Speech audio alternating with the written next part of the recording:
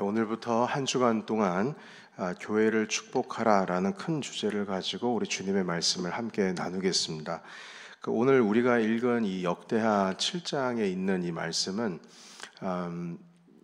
솔로몬이 처음 이제 성전을 건축하고 나서 완공 후에 하나님께 낙성식 예배를 드렸습니다. 그 낙성 예배를 드리는 그 기간이 한 7일 정도, 그리고 그 낙성식 예배가 끝나고 나서 또 초막절이 시작이 되었기 때문에 총 한 14일 정도를 이 새로운 성전에서 하나님께 큰 감사와 영광을 올려드렸습니다. 그래서 성경을 7장을 이제 보시게 되면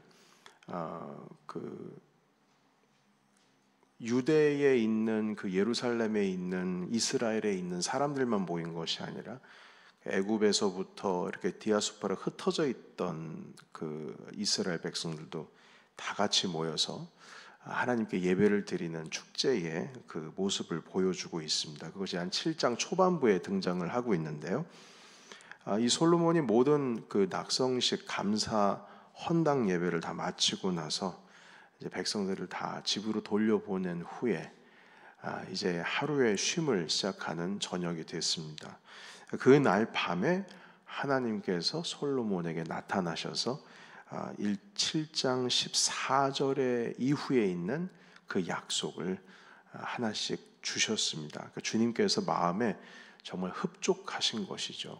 너무나 마음에 흡족하셔서 약속을 하셨는데, 그 첫 번째 약속은 하나님의 백성들이 악한 길에서 떠나서 다시 주님께로 돌아오고, 그리고 낮추어서 기도하고 주님의 얼굴을 구하면 주님께서 용서하시고 그 땅을 고치시고 회복하게 하시겠다. 이것이 이제 14절에 등장하는 첫 번째 약속입니다. 그리고 회복에 대한 약속을 첫 번째로 주셨어요. 두 번째 약속은 여러분 한번 읽어볼까요? 15절이 두 번째 약속인데요. 15절 말씀 같이 읽겠습니다. 자, 시작. 이제 이곳에서 하는 기도에 내가 눈을 들고 귀를 기울이리니. 아멘. 두 번째 약속은 이 성전이 있기 전까지는 어디에서 하나님께 구하고 기도했냐면 성막입니다. 모세 때부터 내려져 왔던 성막에서 하나님을 찾고 주님께 기도했는데, 이제는 성전, 바로 여기서 그렇게 하겠다 이렇게 말씀을 하고 계세요. 그러니까 두 번째는 이제 기도 응답에 대한 약속을 하셨고요. 바로 그 장소에서 말입니다. 세 번째 약속은 16절입니다. 우리 같이 또 읽겠습니다. 자, 시작. 이는 내가 이미 이 성전을 택하고 거룩하게 하여 내 이름을 여기에 영원히 있게 하였습니다. 내 눈과 내 마음이 항상 여기에 있으리라. 아멘. 세 번째 약속은 주님께서 이 공동체, 바로 여기와 여기에 항상 함께 할 것이다. 내 마음, 내 눈이 이곳에 항상 머물러 있을 것이다. 그러니까 주님께서 우리와 함께 하신다는 약속을 세 번째로 이렇게 해주셨습니다. 그런데 이 성전이라고 하는 것이요, 사실은 하나님의 명령에 의해서 이 성전이 세워진 건 아닙니다. 이 솔로몬의 이 성전이 말입니다, 다윗이 스스로 자발적인 마음으로 세운 것이 성전입니다. 다윗 시대 때에 사무엘 선지자께서 명령한 것도 아니고 나단 선지자가 명령한 것도 아닙니다. 다윗이 스스로 우리는 지금 궁궐에서 백향목으로 세워진 이런 멋진 궁궐에서 사는데 어떻게 하나님께서 이 성막, 천막으로 친 텐트에서 어떻게 우리가 모실 수가 있을까 해서 그 마음 가운데 죄책감도 있고, 이거는 말이 안 된다, 이거 말이 안 된다 해서 다윗이 마음이 너무 편치 않아서요, 성전을 지으려고 스스로 마음을 먹은 거예요. 그런데 나단 선지자께서 맨 처음에는 호감 그리고 긍정의 마음을 보이셨다가 주님께서 아니라고 말씀하셔서 결국엔 하지를 못한 것이죠. 하나님께서 허락하지를 않으시니까 그 아들 때에 세우겠다고 말씀하시니까, 그러니까 다윗은 스스로 하고 싶은데, 세우고 싶은데, 주님께 드리고 싶은데 그게 안 되니까요, 결국에는 그 아들이 이 성전 세우는 것을 꼭 성공할 수 있게 하기 위해서 살아생전에 성전에 지어질 모든 재료들을 다 준비를 해놓습니다. 그래서 솔로몬은 그냥 짓기만 하면 되는 거예요. 모든 게 다 준비가 되어 있어요. 그러니까 이 정도로 하나님 아버지 앞에 자발적으로 헌신하는 마음으로 이 성전이 세워졌다는 겁니다. 그런데 하나님께서는 당신께서 직접 세워라 라고 명령하신 그 성막이 아니라, 하나님께서 명령하신 건 성막이잖아요. 성전을 명령하신 건 아니거든요.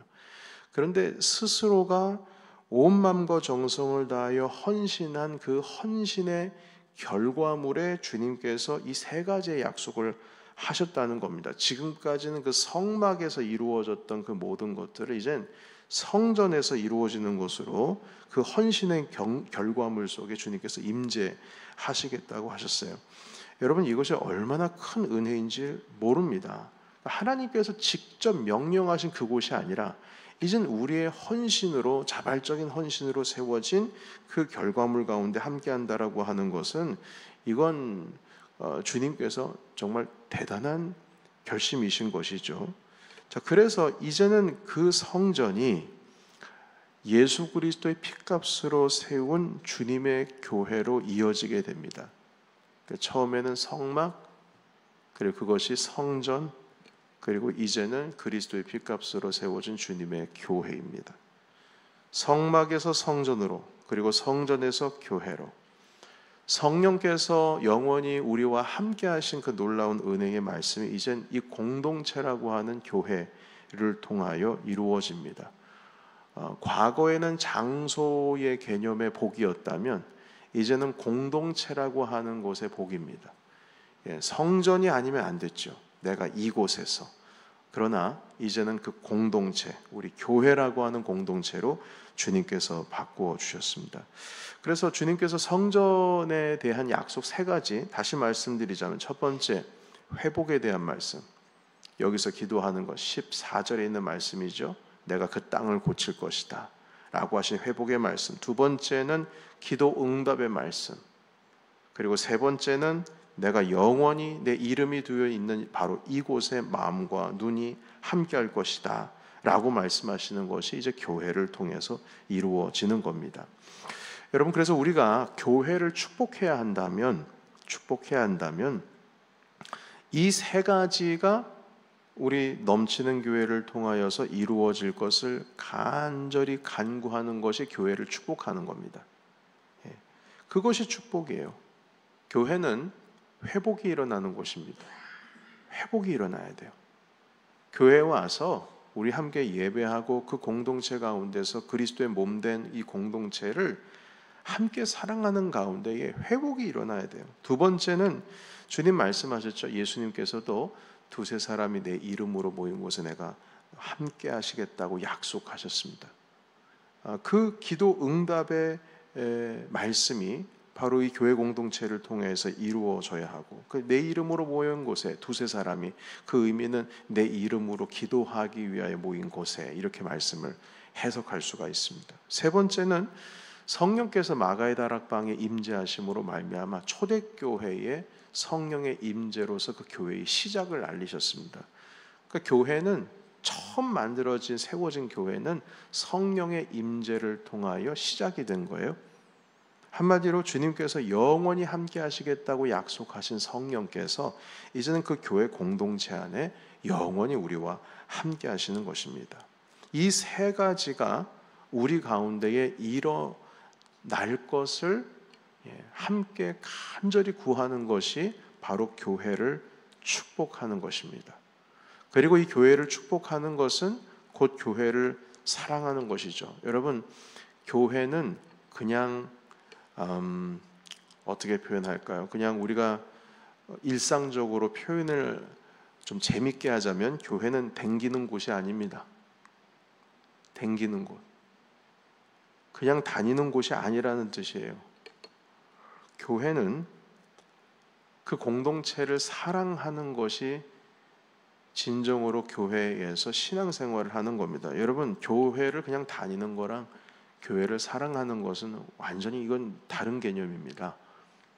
주님의 교회는 장소도 아니고 어떤 단체도 아니고 그리스도의 몸입니다. 예수 그리스도께서 우리의 머리가 되시고 그 공동체를 사랑하는 것은 그냥 다니는 것과는 엄연히 다른 문제죠. 그래서 우리가 교회를 진정으로 사랑하는 것입니다. 또한 두 번째는 교회를 그냥 섬긴다라고 하는 표현으로 만족하지 마시고 교회를 사랑함으로 섬기는 겁니다. 사랑함으로. 사랑한다라고 하는 것은 조건 없이 내놓는 겁니다. 하나님 아버지를 섬긴다라고 하는 것이 곧 그리스도의 몸된 공동체를 섬기는 것이 바로 하나님을 섬기는 것입니다. 그렇게 교회를 사랑함으로 축복하는 것이고요. 그리고 교회를 사랑하는 그 자리 가운데 우리가 세계 하나님 아버지 앞 주님께서 약속하신 그 말씀 그대로 하나님께서 회복을 주실 것이고 기도에 응답하실 것이고 이곳에 당신의 이름을 두어 영원히 함께 하시겠다는 그 말씀이 우리 공동체 가운데 온전히 이루어질 것을 간절히 구하는 겁니다. 여러분, 그래서 우리가 올해 복에 복을 더하사 지경을 넓혀달라는 이 표현은 양적인 부흥을 의미하는 것이 아닙니다. 사실 양적인 부흥은요, 따라오는 거지 그게 핵심으로 우리가 가지고 가야 할 목표는 아니에요. 여러분, 아이가 건강하면 애는 저절로 큽니다. 그 어머니가 잘 먹이시고요, 부모님들이 잘 먹이시고 그리고 운동도 잘하게 하고 뛰어놀게 하면 아이들은 자라납니다. 그걸 어떻게 할 수 있는 방법이 없어요. 그냥 건강하게 잘 먹이고 잘 잠을 자게 하고 하면 자라는 거예요. 그건 저절로 되는 거지. 자라나게 하기 위해서 아무리 노력해 보십시오. 물론 노력한 대로 되긴 하긴 하겠습니다만 가장 중요한 것은 건강하면 자라는 거예요. 그게 원래 아이들의 특징입니다. 교회도 마찬가지입니다. 건강하면 자라나게 돼 있습니다. 그래서 교회를 연구하시는 많은 학자들이 한 1990년대, 2000년대 들어서 연구하는 것이 무엇이냐면 자꾸 교회가 성장하려고 노력하고 막 뭔가를 해서 결과물을 내려고 노력하는 것, 그거는 본질에 다가간 것이 아니다. 교회는 8가지의 질적 특성이 있는데 그 본질에 충실할 때에 한마디로 건강하기를 노력한다면, 우리 사람이 운동을 하고 그 영양가 있는 음식을 먹고 그리고 잠을 아주 편안하게 푹 자고 하루의 스케줄 따라 살아가게 되면, 그렇게 되면 이 몸이 건강하기를 회복한다 하듯이 교회도 그렇게 해야 된다는 거예요. 그러니까 우리가 여기서 지경을 넓힌다라고 하는 것을 어떤 이벤트를 한다, 아니면 뭔가를 한다라고 하는 개념보다 우리가 건강해야 된다는 것을 염두에 두시고 함께 기도하기를 원합니다. 그래서 이 3가지가 온전히 우리 교회 가운데 이루어지기를 간절히 구하는 것. 첫 번째는 회복이 일어나고, 두 번째는 우리가 이곳에서 주님께 두세 사람이 모여 기도하는 곳에 함께해서 응답해 주시고, 그리고 이곳에 영원히 당신의 이름과 또한 눈과 마음을 두시겠다라고 하신 그 성령 하나님의 충만하심이 이 자리 가운데 우리가 있을 때에 우리 교회는 복받았구나, 여기서부터 온전한 주님의 회복의 성장이 일어날 것이구나, 이것을 우리는 기억해야 될 것입니다. 그래서 오늘 이 아침에 우리가 교회를 축복하기 위해서 이 자리에 모였습니다. 이 아침에 기도하실 때 이 3가지의 내용으로 하나님 아버지 앞에 간절히 구함으로 말미암아서 우리 이곳에서부터 주님의 복이 시작되는 놀라운 일들이 이루어지시기를 주의 이름으로 축원합니다. 우리 내일 또 성전에서 하나님의 복이 시작된다는 주제의 말씀으로 함께 나눌 터인데, 바로 그러기 위해서는 우리가 주님 앞에 이 3가지의 기도의 제목으로 나가야 될 것입니다. 하나님께서 성전에 허락해 주시겠다고 하셨던 그 약속이 이제는 그리스도의 몸된 공동체에 일어나기를 간절히 원하며, 이 아침에 그 말씀으로 우리 교회 가운데 놀라운 은혜의 축복이 가득하시기를 예수의 이름으로 축원합니다. 아멘. 우리 기도하시겠습니다.